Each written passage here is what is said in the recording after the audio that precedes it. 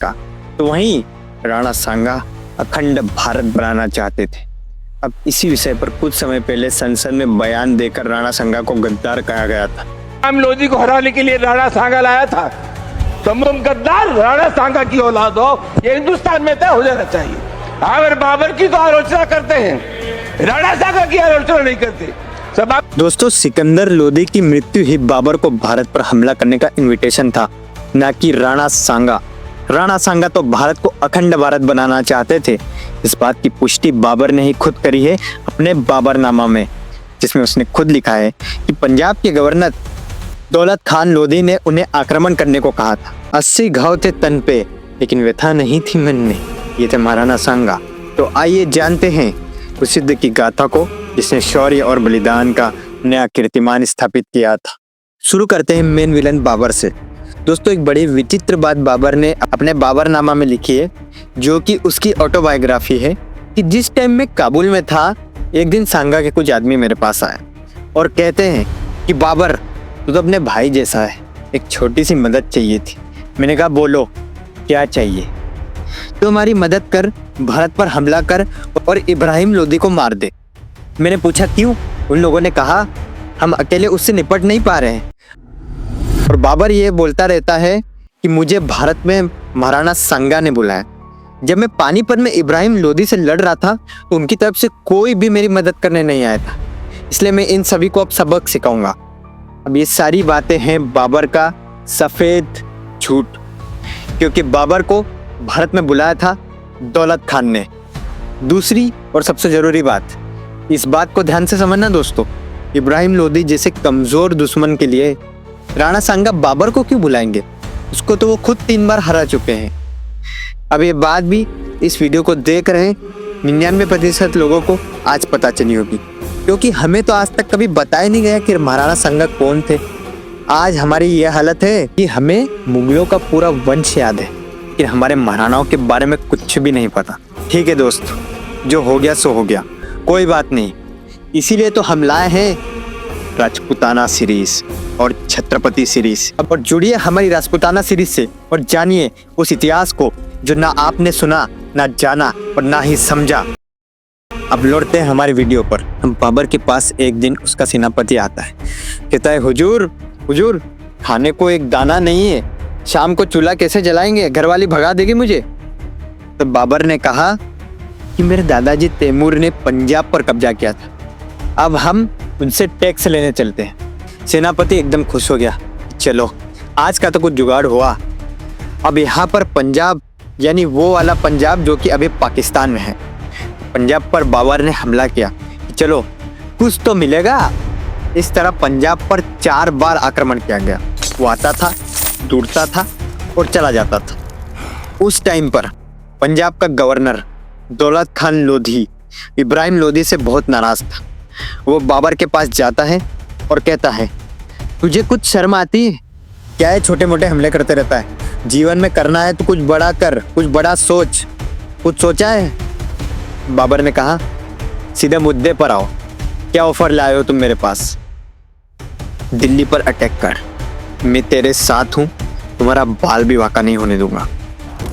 अब उसने किया दिल्ली पर अटैक, और तब हुआ था हरियाणा में पानीपत का पहला युद्ध, इब्राहिम लोधी वर्सेस बाबर, जिसमें इब्राहिम लोधी को बाबर ने मार दिया और उसने कब्जा कर लिया दिल्ली और आगरा पर। कुछ समय के बाद दौलत खान ने उसे कहा, चल निकल, अब तेरा काम हो गया, ये ले काबुली चना, रास्ते में खा लेना। बाबर ने कहा, पागल तुम हो, मैं नहीं, यहाँ तो इतना पैसा है कि मेरी 7 पीढ़ी बैठकर खा सकती है। मैंने अपनी जिंदगी में कभी इतना पैसा नहीं देखा। अब बाबर ने कहा, पावर, मुझे और पावर चाहिए, चलो चलो बयाना के किले पर हमला करो। जैसे ही राणा सांगा को यह पता चला, उन्होंने कहा, मुझे इब्राहिम लोधी मत समझना, नहीं तो वहीं पर तेरी कब्र खोद दूंगा। महाराणा सांगा ने अपनी सेना लेकर सीधे बयाना पर कूच कर दिया। उधर मेहंदी ख्वाजा ने सीधे बाबर को मैसेज किया, हुजूर, चित्तौड़ से सांगा आ रहा है, कह रहा है कि हमारी कब्र यहीं खोद देगा, जल्दी कूच कीजिए हुजूर। बाबर ने कहा, खामोश, तुम्हारे जैसे डरपोक को सेनापति किस पागल ने बनाया? फिर उसे याद आता कि हाँ, मैं नहीं बनाया था। बाबर ने अपने सेनापति सुल्तान मिर्जा को भेजा दुगनी सेना के साथ। अब महाराणा सांगा ने बयाना में इनको ऐसी मार मारी कि बेचारे धोती पकड़कर भागे हैं। इन्हीं के बीच में एक जगह है खानवा, यहीं पर होगा बाबर और महाराणा सांगा का ऐतिहासिक युद्ध। अब बाबर ने कहा अपनी सेना को युद्ध के लिए तैयार होने को, लेकिन सेना का जोश पूरा ठंडा पड़ चुका था। अब दोस्तों इस बात को जरा ध्यान से सुनना। बाबर अपने सैनिकों को यह कहकर भारत लाया था कि हम जब भारत जाएंगे तो वहां से खूब सारा धन और स्त्रियां उठाकर लाएंगे। ये बात दर्शाती है इन लोगों की सोच को। अब ये बात कहां से पता चली? जाओ जाके पढ़ो बाबरनामा। 1 साल बीत चुका था, लेकिन ये बकासुर जाने को तैयार ही नहीं था। उधर सैनिकों को घर की याद सता रही थी। ये लोग खानवा में पहुंच चुके थे। बस अब बाबर ने अपने सैनिकों से पूछा, क्या हुआ, तुम सब इतने ठंडे क्यों पड़ गए हो? एक सैनिक उठा, बोला, आपने कहा था साल भर बाद घर जाएंगे, अब जाने का नाम ही नहीं ले रहे हैं। हमारे तो संदेश रोज आ रहे हैं और हमें रोज तड़पा रहे हैं। फिर उसी समय एक दूसरा बोलता है, आप किससे लड़ रहे हो? राणा सांगा से। उस आदमी का एक हाथ नहीं है, एक पैर नहीं है, एक आंख नहीं है, जगह जगह 80 घाव है, फिर भी लड़ने को आ रहा है। तुम रहते तो उसकी जगह तो अभी तक निकल लिए होते। उनके पास खोने के लिए अब है ही क्या? वो तो राजपूत है, परिणाम की परवाह नहीं करते। बाबर एकदम जोश में खड़ा होकर बोला, नहीं, हम मुगल हैं, मुगल, हम हारते नहीं हैं। तभी एक ने कहा, महीने भर पहले मेहंदी ख्वाजा और सुल्तान मिर्जा बयाना से अपनी धोतियां संभाल कर भागे हैं। वहीं पर उनका दर्जी बैठा था।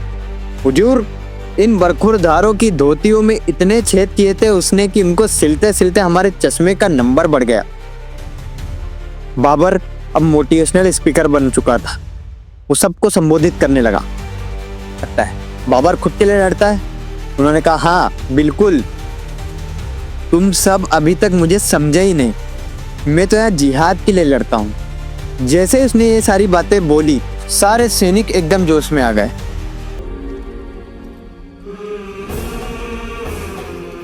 अब समय आ चुका है हमारी कहानी के नायक को जानने का, महाराणा सांगा। अब महाराणा सांगा बाकी राजाओं को पत्र लिखते हैं इस युद्ध में उनका साथ देने के लिए। अब लोधी भी राणा सांगा का साथ दे रहे थे। सबसे जरूरी बात, गलती से भी इसको स्किप मत करना दोस्तों, ये भारत में होने वाला पहला युद्ध था जिसमें तोपों का यूज होगा। इससे पहले हमारे लोगों का सामना कभी तोपों से नहीं हुआ था और बाबर के पास यही सबसे बड़ा एडवांटेज था। दूसरा एडवांटेज, बाबर हाइट पर था और राणा सांगा थोड़े से नीचे थे। युद्ध में हाइट का बड़ा एडवांटेज रहता है और कारगिल युद्ध इसका सबसे अच्छा एग्जाम्पल है। युद्ध की शुरुआत हुई, वह शंखनाद, जय एकलिंग जी, और बाबर की साइड से तोपों से ताबड़तोड़ हमला हुआ। राजपूती सेना में हमारे कई सैनिक वीर गति को प्राप्त हुए। तोपों की गर्जना सुनकर हाथी इधर उधर भागने लगे। राणा सांगा ने कहा, बस अब बहुत हुआ, अब इनका सामना हम करेंगे। सभी इनको रोक रहे थे, नहीं राणा जी, नहीं राणा जी, आपको 80 घाव है, आपको इतने घाव है और आप क्यों युद्ध लड़ रहे हैं? लेकिन याद करो मैंने क्या कहा था, 80 घाव थे तन पे पर व्यथा नहीं थी मन में, क्योंकि मन के जीते जीत है, मन के हारे हार।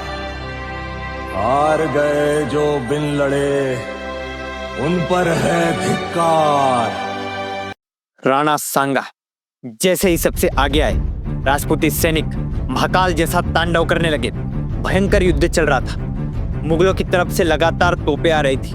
राजपूती सेना को भारी क्षति पहुंच रही थी, लेकिन इसके बावजूद भी राजपूत उनकी गर्दनें उड़ा रहे थे, गाजर मूली की तरह उनको काट रहे थे।